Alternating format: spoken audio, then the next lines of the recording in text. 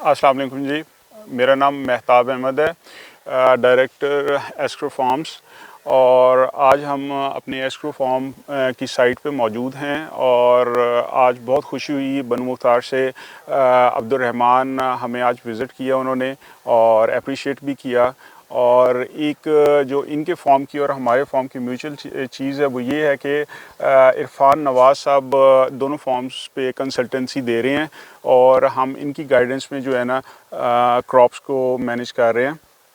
आज हम इरफान साहब से पूछेंगे कि फरवरी का मंथ स्टार्ट हो गया है और धूप और ये टेम्परेचर वगैरह आइडियल जो है वो स्टार्ट होने जा रहा है। तो इस जो जीवन है इसको फरवरी में किस तरीके से मैनेज किया जाए, कौन सी फर्टिलाइज़र जो है ना वो अप्लाई की जाए। और ये क्योंकि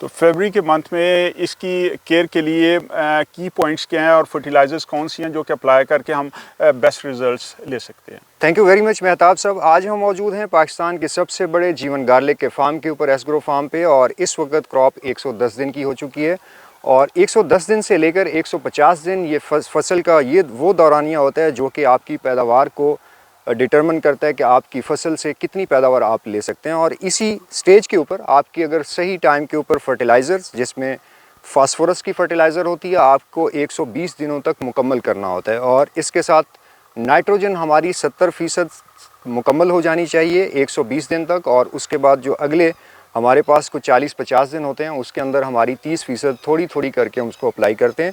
पोटाश हमारी 50% यहाँ तक मुकम्मल हो जाती है और बाकी 50% को 180 दिन तक हम मुकम्मल करते हैं।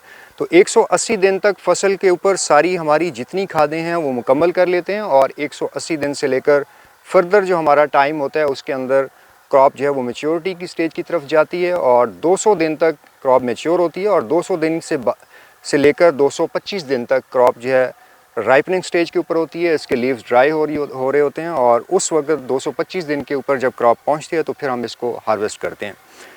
तो इस स्टेज के ऊपर सबसे मेन चीज़ जो है आपकी कि आपने फास्फोरस को कंप्लीट करना है। और फास्फोरस के बाद हमारी जो फंजीसाइड के जो स्प्रेज होते हैं वो 10 दिन के वक्फे के साथ हम उनको दोहराते हैं। अमाइनो एसिड हर 7 दिन के बाद, amino acid plus potassium nitrate और ट्रेस एलिमेंट हर 7 दिन के वक्फे के साथ हम इनको रिपीट करते हैं। बाकी ज़मीन के अंदर क्योंकि बैक्टीरियल जो ब्लाइट होती है हमारे बल्ब के ऊपर जो अफेक्ट करती है और ये स्पेशली मार्च के महीने के अंदर इसका टाइम स्टार्ट होता है, तो इसको प्रोएक्टिव जो है इसकी प्रिवेंटिव मेजर्स के तौर पे हम 20 फरवरी से इसकी ड्रेंचिंग शुरू कर देते हैं, जिसमें कॉपर ऑक्सीक्लोराइड और कुसोगामाइसिन इन दोनों केमिकल को हम ड्रिप के थ्रू जो है अप्लाई करते हैं। तो उससे हमारी क्रॉप के अंदर ये जो मसाइल होते हैं बीमारी के उनका हमला जो है वो ना होने के बराबर रह जाता है। और इसी के साथ ही फरवरी और मार्च के महीने के अंदर ही हमारे क्रॉप के ऊपर थ्रिप्स का भी कुछ एरियाज़ के अंदर हमला होता है। तो उसके लिए एक तो राख इस्तेमाल की जाती है और राख के बाद अगर हमला कंट्रोल नहीं हो रहा होता तो फिर हम केमिकल प्रिवेंटिव मेजर्स के ऊपर जाते हैं, जिसमें क्लोरफिनापायर भी हम यूज़ करते हैं और इसके अलावा 2-3 और केमिकल भी हम इस्तेमाल करते हैं। तो ये हमारे मरहला कुन पैदावार जो है इसी मरहले के ऊपर मुनहसर करती है कि ये 120 दिन से लेकर 150 दिन का जो मरहला है इसी के ऊपर जितनी हम न्यूट्रिशन और केयर करते हैं उतनी ही हमारी पैदावार बेहतर आती है। तो सबसे अच्छी चीज़ ये है कि आप ड्रिप इरीगेशन सिस्टम के ऊपर डेली बेसिस के ऊपर पानी भी देते हैं और ख़ुराक भी पौधे को मिलती है और साथ साथ पौधा अगर सारी क्रॉप ऐसी हो तो क्या आप समझते हैं कितनी पैदावार है अगर सारी क्रॉप? पर एकड़ मेरा ख्याल है 12-14 के दरमियान आ सकती है अगर ये वाला कंडीशन हो। टर्न फ्रेश की बात आप बहुत ही कम बता रहे हैं। असल में वो लास्ट